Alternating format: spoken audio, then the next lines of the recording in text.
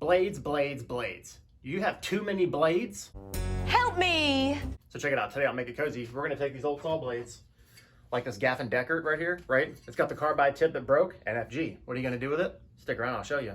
We're gonna make a couple of EDC carriers, which is redundant, like ATM machine. So when you have these saw blades that render useless because the carbide tips break, a lot of folks just throw them away, but if you're a fan of my channel, you know that nothing goes to waste around here, even these old saw blades. So if you got these things piling up or you just don't know what to do with them, turn them into like cool replicas, right? I've already made things like my little Ashitaka Kiradashi.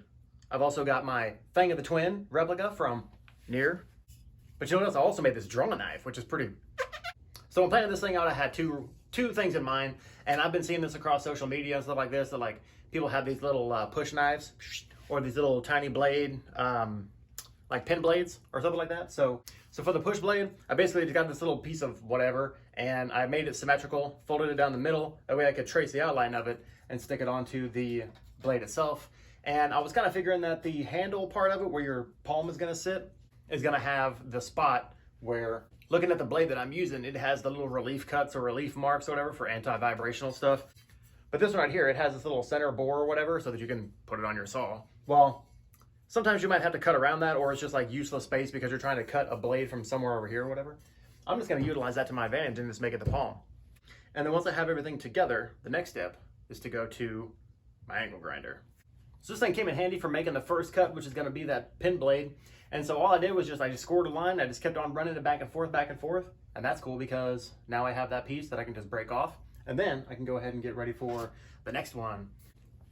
So this piece right here is where it came from the original, and I'm just gonna basically cut these pieces away so that I'm just left with this little guy right here. Now the thing that you gotta remember, and it gets a little bit tricky, especially if you're doing this by hand, is that you have to make little relief cuts along the sides right here. And then I'll just come in and break these away with some needle nose pliers, and then that way I'll be left with just the raw piece itself. And then that way we can start taking this guy and start shaping it. All right, now with the rough cuts all done, we gotta shape them, make sure all that the jagged edges and everything are all clean, and that way I'm not gonna get snagged whenever I'm working on this thing later. So this is my pen knife right here, and I wouldn't even call it a knife per se, as it is just like a blade. And so in hindsight, I wish I would have made this a little bit thicker, and I wanted to look less like a letter opener and more like a little blade that you could just carry like on your side and just, you know, shank somebody if you needed to. Or if you just needed something to mark, or, you know, like such, whatever. But that one you gotta be careful with it, because sometimes whenever you're working on the sander or the belt grinder or whatever you have at your disposal, it could heat up that tip, and then you can render it a little more soft in the metal. So after getting everything shaped that I wanted it and getting all the rough edges knocked off, that part is completely superficial. I like to work with a clean slate, literally, because that way it can help me mark these things up whenever I'm going to make subsequent cuts, especially with these little guys right here for the bevel. So I don't really have a proper bevel gauge or a bevel, I don't know, jig, for lack of a better phrase, but I did use this right here. This is just a piece of scrap angle that I think I got from like a desk, like a computer desk or whatever. And then this is just a C-clamp. So what I did was that I just clamped this bad boy on here like so, and then that way I could make cuts at a roughly 15-20 degree angle. I know that's a vast difference for those bladesmiths out there, but I'll tell you, this is just for fun. So I'm just learning, right? We all gotta learn. I'm just a dude in the garage learning. That's what I like to do. So I don't want to get this thing super scary sharp. I mean, the point of this isn't to slice and dice, but it is just to, like, you know, give you one of these right here. Boom! You know what I mean? I'm not even making eye contact. It's like, that's like the Jean-Claude whenever he does like the, ah! So basically I just want to take these little bevel cuts right here on both sides, and I want them to be symmetrical. That's really all I'm going for.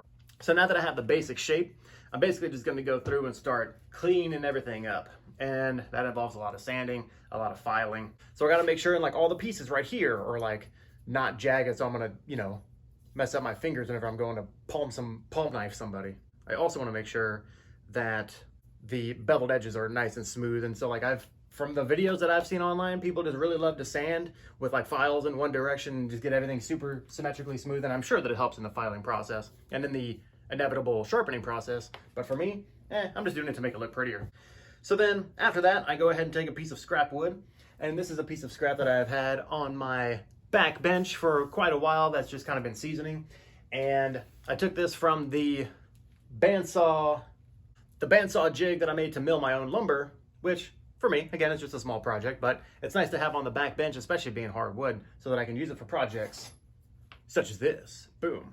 So this is just a piece. It was super thin, and I figured, you know what, I'm not really going to use it for like shelving if I want like a little shelf or a little box or a little trinket or whatever. So I figured the best bet to use this, and since it's already been seasoned, and I'm not sure what kind of wood it is, honestly, but it is nice and hard, is that I could use this for the handle for this guy. Plus, it'll just make it look pretty dope. And we have to cover up that hole and the little anti-vibrational slits that are in there anyway, so we don't want to make it look too junky, you know what I mean? So that's what's up. So now that we got this guy situated, I'm going to take the two pieces, and I want to make sure that I remember which piece goes on which side, because it's not like I want to see side A and put side A onto the piece of metal, because that would actually be side A and side B. So what I want to do is make sure that side A touches side A, and I want side B to touch side B. If you like it the other way around, hey, do your own thing. This is just what works for me. You can, do what you want. For this penknife, I wanted to go a little bit different. I didn't want it to be wood on wood, even though like if they were little fellas together or whatever, siblings, then they could just, go as a set. So you can like be in a battle or whatever, I don't know. But for me, I wanted to switch it up. And lately I've been using a lot of copper, especially copper pipe.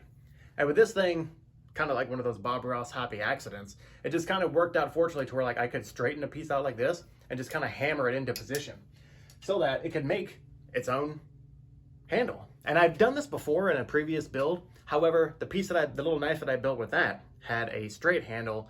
And so that way, once I press fit and hammered the copper into place, I didn't really need any glue or epoxy or anything. It just kind of fit, press fit. With this one though, being that it is at an angle, I do have to accommodate for that. So what I wound up doing is kind of similarly, is that I put the piece of copper pipe on the edge, and then I used my new fancy anvil, which I have a video for, you can check it out. I'll leave a link. But I wound up just kind of tapping it into position, and eventually once it got to the pommel, I guess, once I got there, it started to get a little bit more difficult. So I just kind of like hammered it into position, and eventually it started to work out the way I wanted it. And then I had to just kind of pound the inner parts in order for it to force its way into position, because it's going to be so thin at the top but very thick at the bottom. Are we still doing phrasing? I don't know, probably not.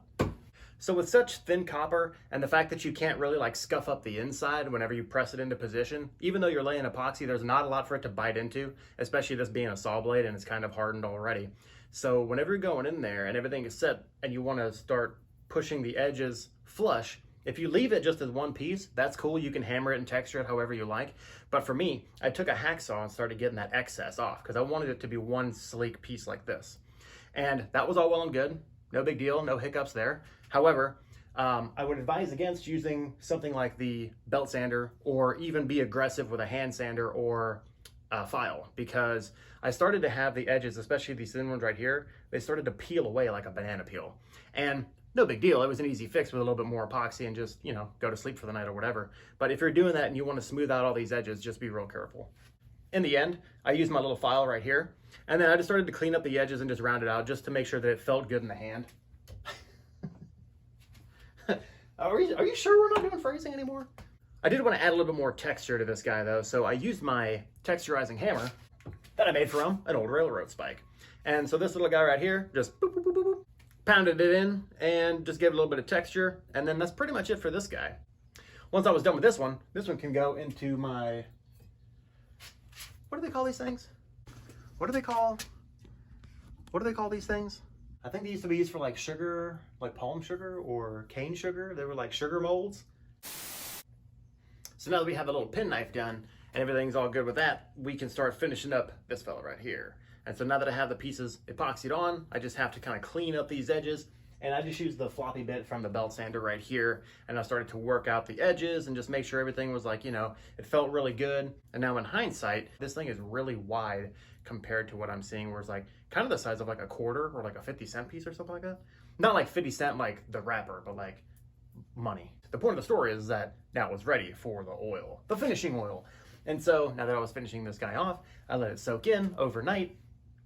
And I maybe added like maybe 3 or 4 coats. I think it was like 2 or 3 actually, to be honest. But now the oil is set in. It's real smooth. It feels really good. It feels good in the hand. So like I can jack people up or whatever. So like if I'm in a street fight, a street brawl, or if I'm like trying to steal a bag of candy or whatever, then like, hey, I got my self-defense. EDC carry. Only thing is like you got to be careful with like your, or whatever, because I don't know if you're going to be sticking this in your pocket or wherever the case may be. But regardless, it needs a case. So maybe I can think about doing something like that later on. We'll see. We'll see how the channel goes.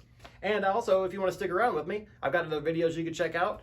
I'd appreciate a subscribe. That'd be really cool. And we'll just see what other kind of shenanigans I get into in the future. Other than that, I'll catch you on the next one. Peace.